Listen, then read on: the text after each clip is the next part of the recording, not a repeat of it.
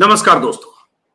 हरियाणा चुनाव में अब दिन गिनती के बचे हैं और टिकट को लेकर जो धींगा मुश्ती हो रही है, जो टिकट को लेकर दांवपेच हो रहे हैं बीजेपी या कांग्रेस खेमे में, उसके लिए भी अब गिनती के दिन बचे हैं। अगले 3 दिन, 4 दिन, 5 दिन में करीब करीब सभी दलों के टिकट सार्वजनिक तौर पर सभी दलों के टिकट का ऐलान हो जाएगा। लेकिन इस बीच आज ये हुआ कि विनेश फोगाट और बजरंग पूनिया की मुलाकात राहुल गांधी से हुई। इससे पहले विनेश फोगाट भूपेंद्र हुड्डा और दीपेंद्र हुड्डा, जो हरियाणा के पूर्व मुख्यमंत्री हैं, भूपेंद्र हुड्डा, उनसे और उनके परिवार से मिल चुकी हैं। तमाम कयास लगाए जा रहे हैं कि विनेश फोगाट चुनाव लड़ सकते हैं। उसका खंडन भी आ रहा है किसी सूत्र के हवाले से।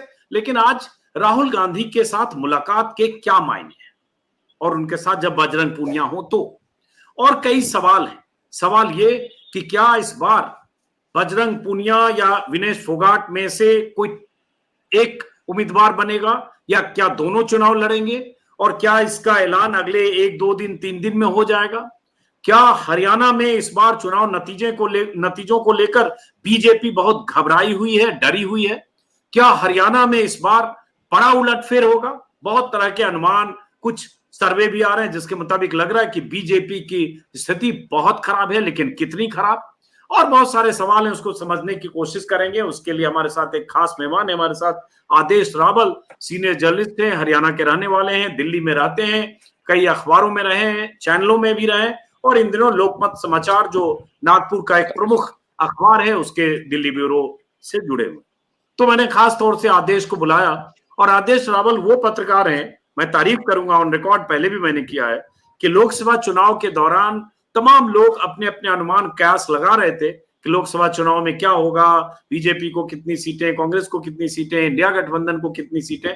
आदेश रावल मेरे ख्याल से इकलौते पत्रकार थे, कम से कम मेरी जानकारी में, जिन्होंने ऑन रिकॉर्ड एक टेलीविजन चैनल पर कहा था कि बीजेपी को 240 सीटें आएगी, और वो वीडियो बाद में वायरल हुआ था। और संजोग है या प्रयोग है, तुक्का है, आकलन है, जो भी है, लेकिन सटीक था कि 240 सीटें आ गई। तो इसलिए आदेश को कहा मैंने कि चला बात करते हैं हरियाणा पर, क्योंकि हरियाणा को लेकर चुनाव अब हरियाणा में हालांकि 1 अक्टूबर को होना था, तारीखें कुछ बढ़ गई, अब कुछ दिन का वक्त आगे खिसका दिया गया, 4 दिन बीजेपी की अपील पर। लेकिन फिर अब कुल जमा आज से अगर देखेंगे तो ठीक 1 महीने हरियाणा में चुनाव के बच गए। तो आदेश, आपका स्वागत है। क्योंकि बात हरियाणा की हो रही है, बात हरियाणा की हो रही है, तो हरियाणा को लेकर आपके कयास, अनुमान, आकलन पर भी बात करेंगे। आपके हिसाब से हरियाणा के क्या नतीजे आज की तारीख में दिखते हैं, जब वोटिंग में कुल 1 महीने बचे हैं? आपके हिसाब से जहां 10 साल से वहां कांग्रेस है, बीजेपी है, 10 साल से कांग्रेस सत्ता से बाहर है, इस बार अगर फेरबदल दिखता है तो उस फेरबदल में कितना फेरबदल दिखता है, ये सब समझने की कोशिश करेंगे आपके आकलन अनुमान के आधार पर। चूंकि आप हरियाणा को बहुत बारीकी से, हरियाणा ही नहीं तमाम तरह की राजनीतिक खबरों पर बारीकी से नजर रखते हैं। लेकिन सबसे पहले विनेश फोगाट से शुरू करते हैं। आदेश, विनेश फोगाट को लेकर ये कोई नई बात नहीं है कि आजकल में, जब से वो लौटी हैं पेरिस से, और जिस ढंग से दीपेंद्र हुड्डा ने उनका वेलकम किया एयरपोर्ट पर, उसके बाद उनके साथ, उनके काफिले के साथ भी कुछ दूर तक गए दीपेंद्र हुड्डा, और उसके बाद फिर हुड्डा परिवार से मिलना, तब से ये खबरें तैर रही हैं कि विनेश फोगाट चुनाव लड़ सकती है। लेकिन अब तो आज राहुल गांधी से मिली तो खबरों ने जोर पकड़ा, और विनेश फोगाट की चचेरी बहन बबीता फोगाट बीजेपी में है। पिछली बार बबीता चुनाव लड़ी भी थी, हार गई थी, अलग बात है। तो पहले विनेश से समझते हैं, और साथ में बजरंग पूनिया का मिलना, तो क्या है जानकारी, जरा अंदर की कुछ खबर और जानकारी बताइए। देखिए अजीत जी, सबसे ज्यादा शुक्रिया आपका, आपने इतनी हौसला अफजाई की। और बहुत लोगों को पता नहीं है कि अजीत अंजुम जी मेरे बॉस रह चुके हैं न्यूज़ 24 में, उनको बताना ये भी जरूरी है। और अब आता हूँ आपके सवाल पे सर, कि विनेश फोगाट और बजरंग पूनिया दोनों के चुनाव लड़ने की बात थी। बजरंग पूनिया रोहतक पार्लियामेंट की एक बादली सीट है, वहां इनका गांव आता है, जहां से कांग्रेस पार्टी के कुलदीप वत्स मौजूदा विधायक हैं, सिटिंग विधायक हैं। और विनेश फोगाट जहाँ की रहने वाली हैं, वो विधानसभा सीट है बारडा, जो चरखी दादरी के पास पड़ती है, भिवानी पार्लियामेंट है। और जहां इनकी शादी हुई है वो सीट है जुलाना, जो जींद के पास पड़ती है। तो विनेश की आप सोचिए कि मुझे लगता है उनका ये लक है कि उनकी दोनों सीटों पे कांग्रेस पार्टी के मौजूदा विधायक नहीं है। जो उनके घर के सीट है वो भी, ससुराल वाली है वो भी। लेकिन अब आज की जो आजरा जो मुलाकात है वहां हुई पे है, दिलचस्प है कि दुष्यंत की मां विधायक है नैना चौटाला इस। जी जी, कांग्रेस पार्टी का हम्म, मौजूदा विधायक नहीं, ना बारडा में है और ना जुलाना हम्म, में है। हम्म, लेकिन हम्म। बजरंग पुनिया की सीट पे कांग्रेस पार्टी के मौजूदा विधायक हैं, वो ब्राह्मण विधायक हैं, कुलदीप वत्स उनका नाम है। तो आज जब राहुल गांधी से मुलाकात हुई है, हालांकि विनेश ने पहले अपनी मुलाकात में राहुल गांधी को ये कहा था कि उनका कोई इंटरेस्ट पॉलिटिक्स में नहीं है, और बजरंग पुनिया को वो चाहते थे कि बजरंग पुनिया मतलब एक कोशिश थी कि दोनों में से एक को चुनाव लड़ाया जाए। तो आज राहुल गांधी ने उनको कहा कि आप लोग जाके किसी वेणुगोपाल से मिलिए, जो कांग्रेस पार्टी के संगठन महासचिव है, सबसे पावरफुल व्यक्ति हैं। तो उन्होंने साफ साफ ये कह दिया है कि भाई हम एक व्यक्ति को चुनाव लड़वाएंगे और वो विनेश फोगाट है। ये पहली जानकारी मैं आपके दर्शकों को ले दे रहा हूँ कि विनेश फोगाट दोनों पहलवानों से एक पहलवान विनेश को टिकट देगी कांग्रेस पार्टी, तय करना है कि वो बारडा, मुझे ज्यादा संभावना लगती है कि वो बारडा और चरखी दादरी में से एक हो। तो बजरंग पुनिया को का टिकट नहीं होने का सबसे बड़ा कारण ये है कि वहां कांग्रेस पार्टी के मौजूदा विधायक हैं, और अभी तक की जितनी भी 66 सीटें क्लियर हुई हैं आउट ऑफ 90, उसमें सारे विधायकों को लगभग टिकट दे दिया गया है। छोटम सिंह छोकर विधायक है और दीपक बाबर इस बात का विरोध कर रहे हैं कि उनको टिकट नहीं मिलनी चाहिए। मैं वापिस आता हूँ विनेश फोगाट पे और बजरंग पुनिया पे। बजरंग पुनिया को ये आश्वासन दिया गया है, ये भरोसा दिया गया है कि सरकार बनने के बाद उन्हें सरकार में एक सम्मानजनक पद दिया जाएगा, लेकिन जहां तक चुनाव लड़ने की बात है, वो मौका इस बार विनेश फोगाट को मिलने जा रहा है। अब मेरा एक सवाल है आदेश, वैसे दर्शकों से माफी चाहूंगा, बीच बीच में जहां आदेश है शायद नेटवर्क की थोड़ी कमी है तो ऑडियो कहीं क्रैक कर रहा है। फिर भी जैसे आपने कहा कि इसके मुताबिक राहुल गांधी से उस मुलाकात के मायने मतलब क्लियर हो गए, क्योंकि सवाल हमारा वही था कि मायने क्या है, कि विनेश फोगाट चुनाव लड़ेंगी, ये मानने की तय हो गया। अब कोई कंफ्यूजन जी नहीं है, क्योंकि बिल्कुल। अभी तक तो खबरें तैर रही थी 7 8 10 दिनों से। नहीं नहीं, खबरें सर तैर रही थी, लेकिन आज की इस मुलाकात के बाद, ये मुलाकात थी इसलिए कि इस बात का फैसला हो सके कि इन दोनों में से कौन चुनाव लड़ेगा, और आज ये फैसला हो गया है। वेणुगोपाल ने साफ साफ शब्दों में कह दिया है कि हम दोनों में से एक को लड़वाएंगे, और वो विनेश फोगाट है। बजरंग पुनिया को सरकार बनने के बाद सम्मानजनक पद के साथ उनको सरकार में रखा जाएगा, लेकिन चुनाव लड़ने का मौका विनेश को कांग्रेस पार्टी ने दिया है, राहुल गांधी ने दिया है, और इस मुलाकात के मायने भी यही है और यही थे। और ये मुलाकात कई दिनों से पेंडिंग थी, क्योंकि कांग्रेस पार्टी की सीईसी की बैठक चल रही थी। आज सुबह राहुल गांधी को जम्मू कश्मीर जाना था, उससे पहले हालांकि चार पांच अपॉइंटमेंट्स थी, लेकिन सिर्फ दो ही लोगों को बुलाया गया, विनेश को और बजरंग को, और वो भी इकट्ठे बुला के। और साफ साफ राहुल गांधी ने कहा, राहुल ने एक कोशिश और भी करी थी अजीत जी, कि उन्होंने कहा कि विनेश तुम्हारा करियर अभी है, अभी तुम्हारे पास कुश्ती लड़ने का और दमखम है, तुम अभी लड़ सकती हो। बजरंग का करियर अभी ऑलमोस्ट खत्म हो चुका है, लेकिन फाइनली ये तय हुआ है, क्योंकि दोनों सीट जहां जहां इनका क्लेम बनता है विनेश का, वो कांग्रेस पार्टी के लिए देना आसान है। कांग्रेस पार्टी अपने सिटिंग विधायक को डिस्टर्ब करना नहीं चाहती। अब एक सवाल है, जैसे 2 सीट आपने बताया जहां से विनेश के लिए संभावित सीट हो सकती है, तो अभी तक क्या लग रहा है, जुलाना से चुनाव लड़ेंगी या दूसरी सीट क्या बारडा, बारडा बोलते क्या बोलते हैं, बारडा बारडा बारडा, बारडा। बारडा। तो वो किस सीट से अभी उनकी दावेदारी लगता है कांग्रेस की तरफ से तय होगी? दोनों सीट मैं देख रहा हूं, एक सीट इंडिपेंडेंट का है, सोमवीर के नाम से शायद, नहीं जुलाना से है, अमरजीत है जुलाना से, जेजेपी के, और यहां से भी जेजेपी के विधायक थे। हाँ, ये जेजेपी के विधायक थे, और बारडा में भी जेजेपी के विधायक थी दिग्विजय की मदर। तो इन दोनों में से नैना चौटाला, एक और समस्या आ रही है कि 6 सीटों का दबाव है, कि जिसमें से 5 सीट आम आदमी पार्टी को और 1 सीट समाजवादी पार्टी को दी जाए। तो वो 1 सीट समाजवादी पार्टी की जुलाना भी हो सकती है। तो अगर वो समाजवादी पार्टी को दे दी गई जुलाना में, तो मुझे लगता है कि फिर इनके पास जो ऑप्शन बचेगा वो बारडा सीट ही बचेगी। ओके, तो वहां अगर देखें तो फिर इनका मुकाबला किससे होगा? अभी तक जैसे खबर आ रही है कि नैना चौटाला इस बार चुनाव नहीं लड़ेंगी, तो अगर विनेश लड़ती हैं तो वहां, अगर पिछली बार का डेटा मेरे पास है 2019 के चुनाव का मैं देख रहा हूं, तो नैना चौटाला को लगभग 52,000 वोट मिले थे, कांग्रेस को लगभग 40,000, 39,200 वोट मिले थे। बीजेपी तीसरे नंबर पे थी, 33,000 सुखवीर मंडी को थे। तो वहां आपको क्या संभावना दिखती है और किससे मुकाबला होगा फिर? देखिए अदिति, नैना जी के बाद ये सीट दिग्विजय के पास जानी थी, दिग्विजय चौटाला जो दुष्यंत के छोटे भाई हैं, और फिर खबर है उनका कि लगभग वहां डब्बाली से से लड़ना लड़ना तय था, चाहते हैं। लेकिन जब उनको इस बात, हाँ, क्योंकि उनको इस बात का अंदेशा था कि अगर बारडा सीट से विनेश फोगाट को कांग्रेस पार्टी ने टिकट देगी तो उनके लिए जीतना मुश्किल हो जाएगा। आपको पता है यहाँ पे बीजेपी नंबर 3 पे क्यों आती है? क्योंकि ये पूरा जाट डोमिनेटिंग एरिया है, और जाटों का और खासकर किसान आंदोलन का बीजेपी के साथ जो रिश्ता है वो आप मुझसे बेहतर जानते हैं। तो दिग्विजय इसलिए डबवाली शिफ्ट हुए क्योंकि वो इस बात को समझ रहे थे कि विनेश फोगाट को लेके एक बहुत भारी सिंपैथी है। जितनी भी, वो सिर्फ जाटों की बात नहीं कर रहा हूँ, वो सब जातियों में है।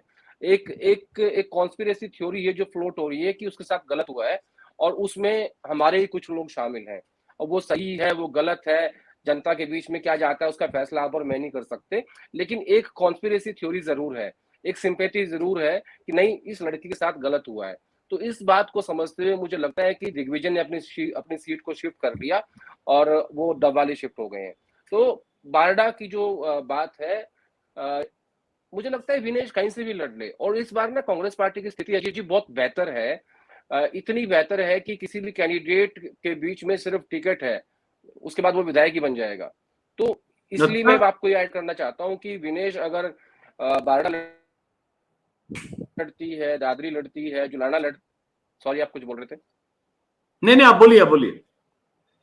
हाँ, मैं ये कहना चाह रहा हूँ कि इस बार जो 10 साल की एंटी इनकम्बेंसी है बीजेपी की, ये कुछ वैसा ना हो जाए जैसे पंजाब में चरणजीत सिंह चन्नी के साथ हुआ था। क्योंकि आप देखिए कि नायब सिंह सैनी साहब रहने वाले नारायणगढ़ के हैं, विधायक वो करनाल से हैं, पीसीसी प्रेसिडेंट बीजेपी के बोल रहे हैं कि नहीं वो तो लाडवा लड़ेंगे, फिर मुख्यमंत्री कहते हैं नहीं मैं करनाली लड़ूंगा। तो बहुत ज्यादा कंफ्यूजन है। और आईएनएलडी, इंडियन नेशनल लोकदल और जेजेपी, इन दोनों पार्टियों की क्रेडिबिलिटी बहुत डाउन है आज की डेट में, खासकर जेजेपी की। क्योंकि जेजेपी को जब 2019 में वोट आया था वो एंटी बीजेपी वोट आया था, और दुष्यंत के सहारे सरकार चली तो उसका बड़ा नुकसान हुआ। और जब किसान आंदोलन हुआ तो जाटों में एक सेंटीमेंट है कि दुष्यंत चौटाला के कारण ये सरकार चली बीजेपी की, और उन्होंने अपना समर्थन वापस नहीं लिया। तो जेजेपी को बहुत भारी नुकसान चुनाव में होगा, क्योंकि अक्सर ऐसा कहा जाता है कि लोकसभा चुनाव डिफरेंट होता है, विधानसभा अलग होता है, लेकिन नोटा से कम वोट आया था लोकसभा में इन दोनों पार्टियों का, एनएलडी का भी और जेजेपी का भी, और इस विधानसभा में सेम पैटर्न होने वाला है। दूसरा, सिर्फ अभय सिंह चौटाला की सीट मुझे सेफ लग रही है क्योंकि वो इलाहाबाद से लड़ रहे हैं, लेकिन मैं खुल के नहीं बोलूंगा, एक लाइन बोल देता हूँ, उसमें भी बहुत ज्यादा कंट्रीब्यूशन कांग्रेस पार्टी का है क्योंकि उनकी सीट सेफ दिख रही है। अब अच्छा, आम आदमी पार्टी तो को अगर जो जैसा खबरें आ रही हैं कि आम आदमी पार्टी को मैं एक सेकंड लूंगा बस। अब आम आदमी पार्टी को 5 सीट दे रही है कांग्रेस। इसके पीछे के 2 कारण है। पहला कारण ये है कि राहुल गांधी को ये लगता है कि वो सिर्फ कांग्रेस पार्टी के एलओपी नहीं है, विपक्ष के नेता नहीं है, वो समूचे इंडिया अलायंस के विपक्ष के नेता है, तो उनका फर्ज बनता है कि वो सबको अकोमोडेट करके चले। तो इसीलिए 5 सीट दी जा रही है। इसकी दूसरी वजह यह है कि जब अगर ये अलायंस नहीं होता है तो आम आदमी पार्टी और कांग्रेस अलग अलग 90 सीटों पे लड़ेंगी, तो एंटी बीजेपी वोट 2 जगह बट जाएगा, तो उससे बीजेपी को फायदा हो सकता है। और इस वक्त अरविंद केजरीवाल जेल में बैठ के यही गुना भाग कर रहे हैं कि मुझे बीजेपी को फायदा नहीं होने देना है, चाहे मुझे 2 सीट कम लड़नी पड़े।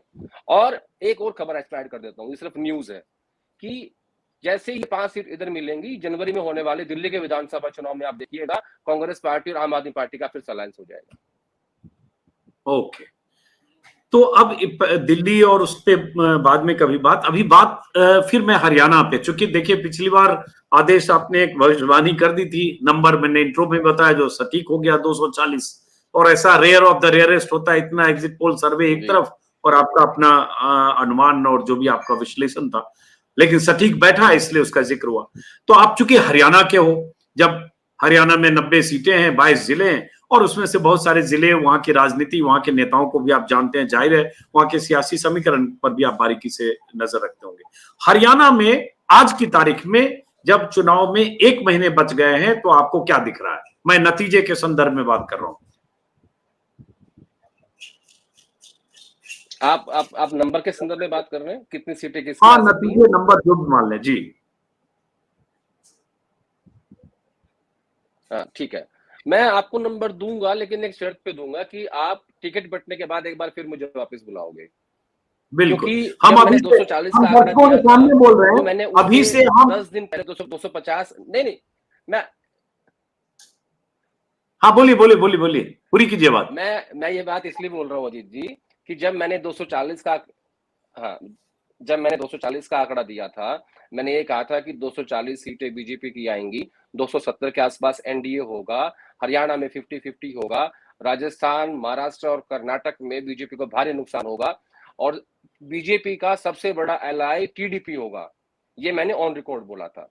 लेकिन मैं आपको एक बात बताना चाहता हूं कि उससे 10 दिन पहले एक शो हुआ था, उसमें मैंने बीजेपी को 250 सीट दी थी और 10 दिन बाद जब वो शो हुआ वापस, तो मैंने कहा कि मुझे 5-7 सीटें और कम करनी है। तो बोला कितनी करनी है? बोला 240। तो लोग मेरे पे बहुत जोर से हंसे, बड़े बड़े पत्रकार बैठे हुए थे वहां पे और मेरा काफी मजाक भी उड़ाया। कोई बात नहीं, मैं उस पर नहीं जाना चाहता।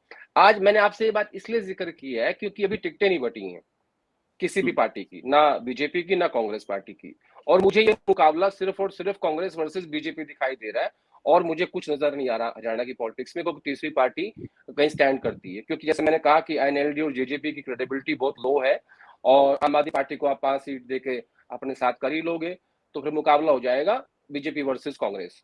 तो इसलिए मैं कह रहा हूं कि ये टिकट बंटने से पहले का मेरा आंकड़ा है जो मैं देने जा रहा हूं आपको, और टिकट बंटने के बाद मैं आपको एक बार फिर अपना डाटा दूंगा, क्योंकि फिर तो मैं आपको कर चुका हूं। मेरा ऐसा मानना है। हाँ, पूरी कीजिए। मेरा ऐसा मानना है अजीत जी कि 60 से 70 के बीच में सीट आएगी कांग्रेस पार्टी की और 60 से 70 जी, या मैं इसको ऐसे कर देता हूं, 1 मिनट रुकिएगा आप। हाँ। आप इसको कर दीजिए 57 से 67, यानी 57 to 67, और 13 से 18 कर दीजिए बीजेपी को, 1 कर दीजिए आईएनएलडी, जेजेपी 0 और एक या 2 सीट मुझे लगता है आम आदमी पार्टी की। 1 से 2 आम आदमी पार्टी, ठीक है। अब आप ही के डेटा पर रहते हैं हम। आपने जैसे आदेश ने कहा, ये जरूर कहूंगा, मैं दर्शकों से भी कहूंगा कि अब हम एक बार नहीं, टिकट वितरण के बाद हम कोशिश करेंगे कि चुनाव के पहले हम 4-5 बार बात करें। कई बार स्थितियां बदलती है, कैंपेन कैसे उठता है, कोई बागी तो नहीं हो गया, किसी पार्टी में टूट फूट होके दूसरी तरफ कोई बागी टिकट काटने के वोट काटने वाला मजबूत तो नहीं खड़ा हो गया। बहुत सारे फैक्टर काम करते हैं, सही कहा आदेश ने। और कई बार चुनाव के आखिरी 3 दिन जो होते हैं वोटिंग के पहले के, वो बहुत गेम चेंजर हो जाते हैं कई बार। तो हम आखिरी वक्त तक भी बात करेंगे, आप अपने डेटा को उस हिसाब से आप करेक्ट करिएगा, कोई इशू नहीं। लेकिन आज मैं आपको बात बोल देता हूँ, बस जो फाइनल नंबर सेटल होता है ना, वो लास्ट के 1 हफ्ते के अंदर होता है ना। वही मैंने कहा कि आखिरी 3-4 दिन की, बिल्कुल सही कहा आपने। अब आते हैं जो आपने कहा आदेश कि 57 से 67 सीटें कांग्रेस को मिल सकती है इस चुनाव में। 67 कांग्रेस को तब मिली थी 2005 में, जब भजनलाल हुड्डा और ये सब लोग थे और उसके बाद हुड्डा मुख्यमंत्री बन गए थे। उसके बाद से लगातार कांग्रेस को देखें तो बड़े झटके लगे। उसके बाद कांग्रेस एक समय 15 पर रह गई, फिर 31 पर आई, अलग बात है। लेकिन अब आप 67 दे रहे हैं और बीजेपी जो 40 सीटों पर है, हालांकि झटका लगा बीजेपी को, सही बात है, दुष्यंत के कंधे पर बीजेपी चली, लेकिन बीजेपी को 13 से 18 दे रहे हैं। मतलब बीजेपी को आप आधे से कम दे रहे हैं और कांग्रेस को दोगुना या दोगुना से भी ज्यादा दे रहे हैं। 31 पर है कांग्रेस। इसकी बुनियाद और वजह क्या है, ये जरा आपसे समझना चाहेंगे। आपने 2005 का जिक्र किया, जब भजनलाल एक नॉन जाट चेहरा कांग्रेस पार्टी के होते थे, और ऐसा कहा जाता है कि उस वक्त मैं पत्रकार नहीं था, ऐसा कहा जाता है कि भजनलाल क्योंकि गैर जाट नेता थे, उनके नाम पे कांग्रेस पार्टी को 67 सीट मिली थी। और तब कांग्रेस पार्टी ने भूपेंद्र सिंह हुड्डा को हरियाणा का मुख्यमंत्री बनाया और एक जाट चेहरा दिया। 2009 में Congress party second time repeat हुई और भूपेंद्र हुड्डा की लीडरशिप में कांग्रेस पार्टी को 40 सीट आई। ठीक है, ऐसे ही जब आप देखिएगा, जब सेकंड टाइम बीजेपी रिपीट हुई, उनको भी एग्जैक्टली 40 सीट आई। सही है, 2019 में। बिल्कुल तो बिल्कुल। तो और इंटरेस्टिंग है, इंटरेस्टिंग है, दोनों के वोट भी 35% दोनों बार आए। इंटरेस्टिंग है जी। हाँ, दो एक एक एक पैटर्न है सेम के लोग।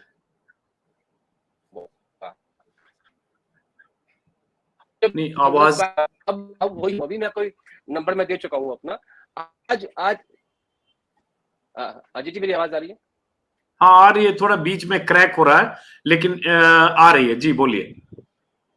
हाँ, मैं पैटर्न की बात कर रहा था कि जब कांग्रेस पार्टी 2014 में बाहर हुई तो उनकी 15 सीट आई, और जब सेकंड टर्म दोनों पार्टियों की रिपीट हुई तो 40 सीटें आई।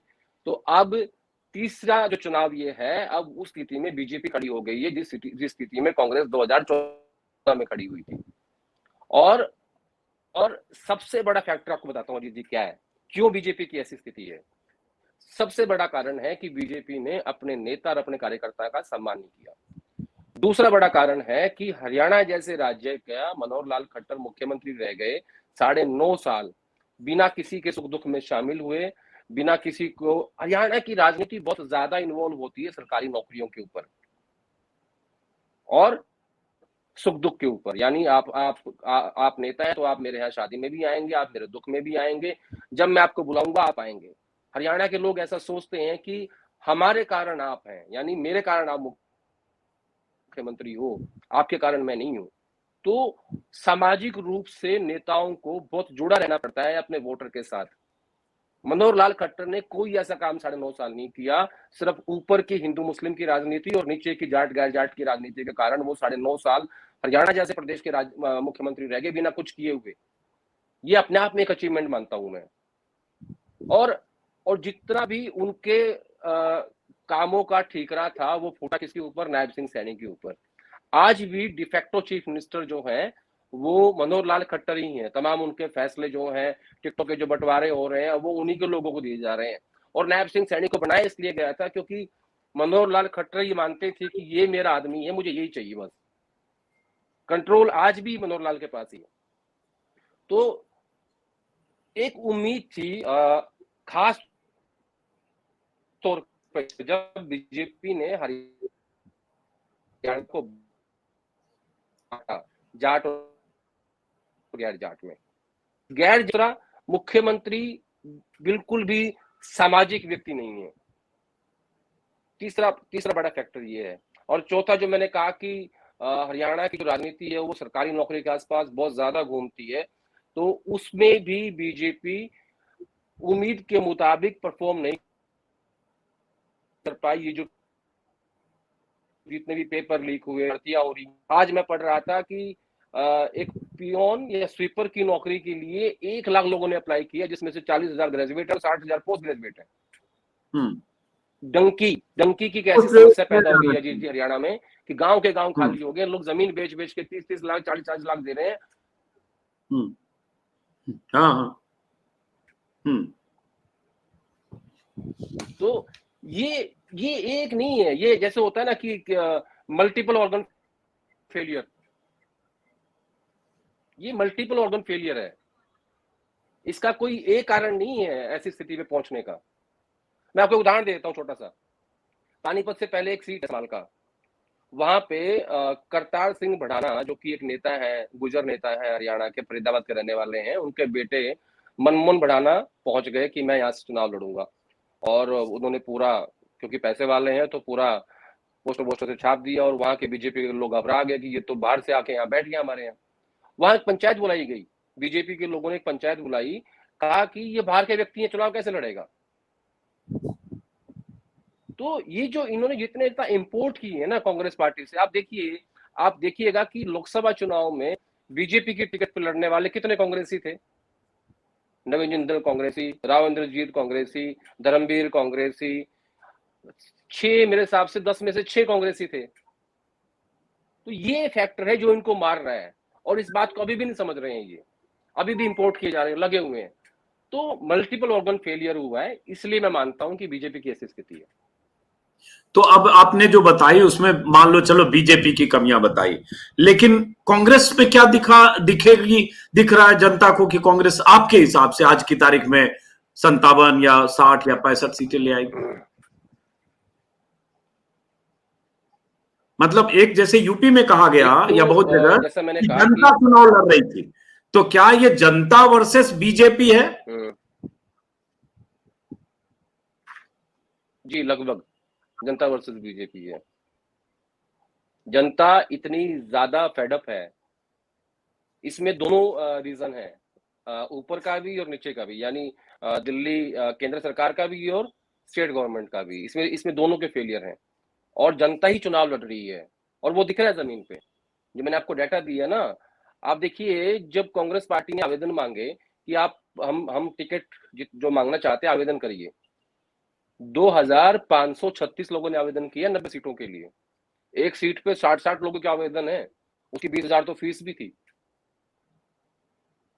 और एक अनुमान होता है, जैसे हम लोग जर्नलिस्ट हैं, हम लोग क्या करते हैं, अनुमान लगाते हैं, भाई किसके यहाँ कितनी गाड़ियों की भीड़ है, कहाँ कितने लोग आ रहे हैं। हमारे ही काम है, हम तो रीड करते हैं ना। मैं बीजेपी के वहां भी देख रहा था, आप जाइए भूपेंद्र हुड्डा के घर पे, पैर रखने की जगह नहीं है। मैं गया हूँ 2 दिन, और 2-2 हजार लोग हैं आधे किलोमीटर तक, मैंने देखा है जी। मैं तो गया ही नहीं, मैं कहा जाम में कौन फंसेगा वहां। तो ऐसे नहीं, मैं इंटरव्यू के लिए गया था, सिंबॉलिक मुझे इंटरव्यू करना था, जो आप रीड करते हो अपने जो कि मैं नहीं, आपका तो मुझे पता है, आप इंटरव्यू करने गए थे, मैं अपना बता रहा हूँ। आवाज चलेगी सर आपकी। हाँ, थोड़ी सी ऑडियो प्रॉब्लम है मेरे ख्याल से, बीच में नेटवर्क का। एक आखिरी सवाल पूछते हैं और फिर एक बार लंबी बातचीत, हम लोग 3-4 दिन में टिकट हो जाए तब एक बार करते हैं आमने सामने बैठकर आदेश। एक सवाल की कई बार कहा जाता है कि जब प्रधानमंत्री मोदी की रैलियां शुरू हो जाएंगी और जब बीजेपी सारे दाव पेच आजमाने लगेगी, आखिरी हफ्ता आपने भी कहा आखिरी एक सप्ताह बहुत अहम होता है, तो आज जो स्थिति है उस स्थिति में बहुत बदलाव, उसके बाद क्या इतना बदलाव भी हो सकता है कि बीजेपी तीसरी बार आ जाए, या बीजेपी के तीसरी बार आने की किसी भी संभावना को आप कंप्लीट नो कहते हैं? नहीं, कोई संभावना नहीं तीसरी बार आने की बीजेपी की। ये तो मैं कह रहा हूँ, तो नैब सिंह सैनी को नहीं है। ऐसा जमीन पे ऐसे कोई संकेत नहीं मिल रहे हैं कि बीजेपी तीसरी बार सरकार बना सकती है। और इसकी एक बड़ी वजह देता हूं आपको। राहुल गांधी ने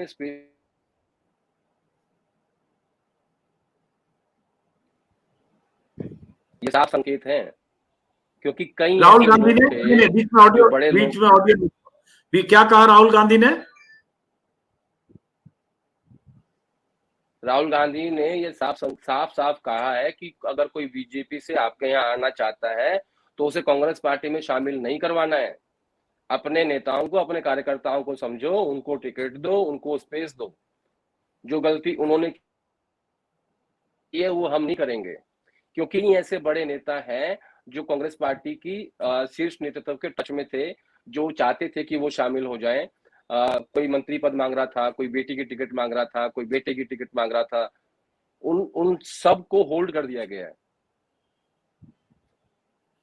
चलिए, आवाज की बहुत दिक्कत है, इसलिए फिलहाल इस बातचीत को संक्षिप्त रखते हैं। मूल बात आपने एक बड़ी बात कही आदेश रावल, कि आज की तारीख में जब 1 महीने चुनाव में बच गए हरियाणा में, तो कांग्रेस को 57 से 67 सीटें आप दे रहे हैं, 57 to 67।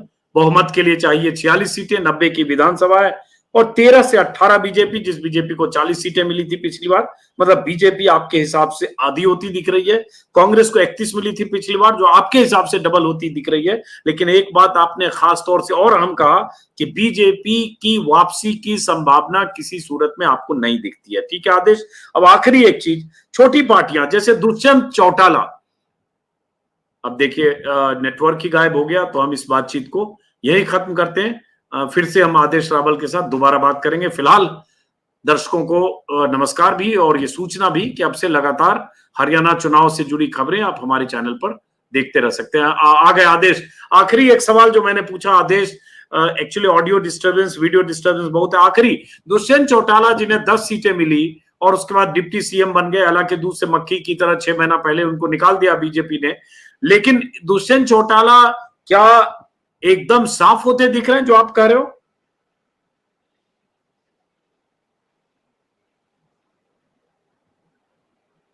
नहीं, उनको आदेश निकाला नहीं है बीजेपी ने।